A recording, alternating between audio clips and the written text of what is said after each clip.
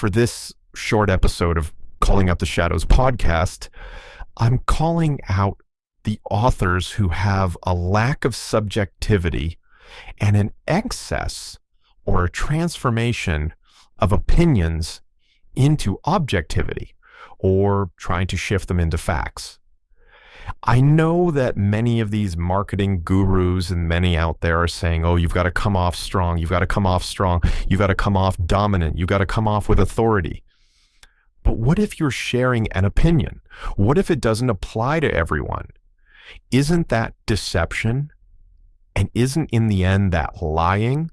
If you're making statements, if you're making claims, if you're shifting and altering your opinions into facts, and then off of that, to then be able to quote, well, it's in my book that this is that. What if I wrote a complete lie into a book? And then from there I say, well, I'm an author and I have it and it's published in a book. That doesn't make it true.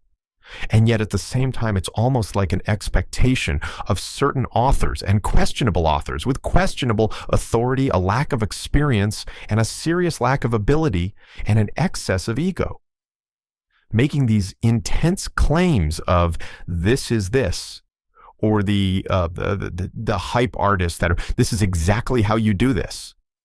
And yet if you take the time to dig into them, you might notice they've had a linear experience, or they might have an experience that relates in no way to your situation, your knowledge, your financial background, your network. And yet because they did this one thing, this one way, they now claim they have the answer for everyone. So it's kind of a dual request. One, to the authors, write, but write with a humility. Consider writing with a subjectivity. Have the ability to share your opinions and lie they're your opinions. You don't have to lie and deceive and make something into a fact that isn't. Because in fact, your opinions may end up being the truth for someone. Your method may work for someone, but it may not work for everyone. And by this expectation of this is how you do this, or here's this, or here's that, to me, that's dangerous. It's deceptive. And to me, it's flat out lying.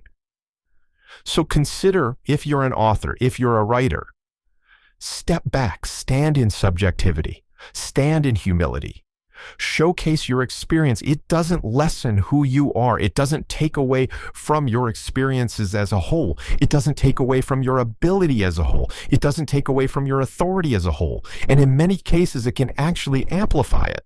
And it can set you up for supporting it with somebody coming under the attack, like for instance with my book. Oh, so you're an expert on narcissism? Not at all. My experiences came down to my experience with my ex-wife and from what I studied. And I state that on the back of the book, inside the book, and throughout it. This is what it appeared to be. This is what it seemed like. This is what it felt like. I was very careful in the differentiation of the objective and the subjective. So in that, it may relate to someone. Other people, they may have different experiences and different stories. And that is just that much more true in a time of hype, in a time of false claims, in a time of deception. We can be a little more honest. We can walk through that. At the same time, to those that are readers, dig deeper. Check out the backgrounds of who you're buying. Don't buy it off of the cover. Don't buy it off of the claim. Look to see where these people are coming from. Are they speaking in humility and subjectivity? Or are they making empty claims that came out of nowhere or came out of a linear experience? Because some of them are causing danger in a way.